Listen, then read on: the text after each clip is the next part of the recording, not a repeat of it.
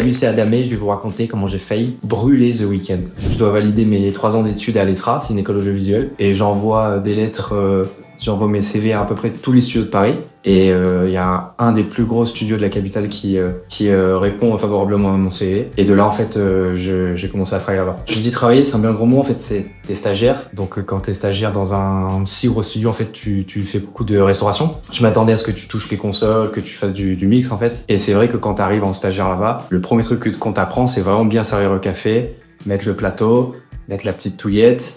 Et vraiment, est-ce que les artistes se sentent bien, quoi. Donc j'ai commencé comme ça. On m'a pas annoncé directement que j'allais travailler avec The Weeknd. Il y avait plein de stars américaines, internationales qui venaient au studio tout le temps. Les stars américaines venaient surtout la nuit. Et en fait, un beau matin, on me dit « Ouais, Adam, est-ce que tu peux rester un petit peu plus tard ce soir ?» Et de là, je sais pas trop qui c'est au départ, mais je dis « Ouais, bien sûr, t'inquiète. » Moi, là, dans ma tête, je me fais un buzz. Je me dis, j'avais déjà vu plein de restas, déjà français. J'avais vu Zazie.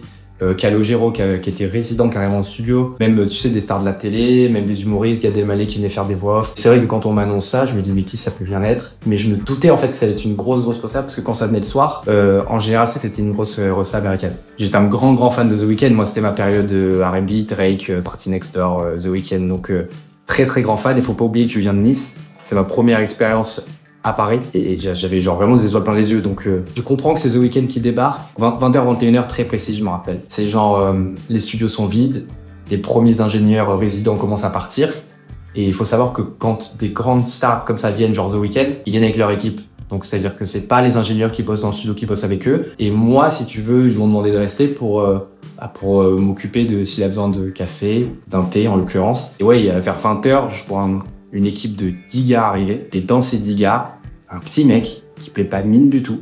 Et je reconnais The Weeknd. Et là, je me dis, oh là là, dans quoi je m'en barre. Moi, je suis fan du mec en plus, tu vois.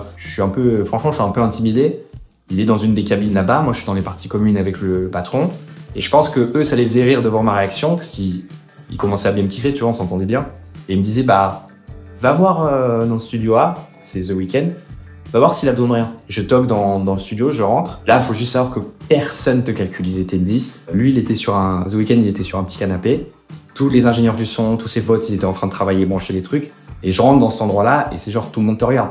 Qu'est-ce qu'il fait? Ah, mais c'est qui lui? Surtout, il faut savoir, aux États-Unis, les stagiaires, ils sont traités comme de la merde. Mais genre beaucoup plus qu'en France. Donc j'étais bien loti, tu vois, moi, dans ce studio. Et j'arrive là, je me dis, mais qu'est-ce que je dis? Donc je demande à The Weeknd, avec un anglais assez approximatif, do you need anything?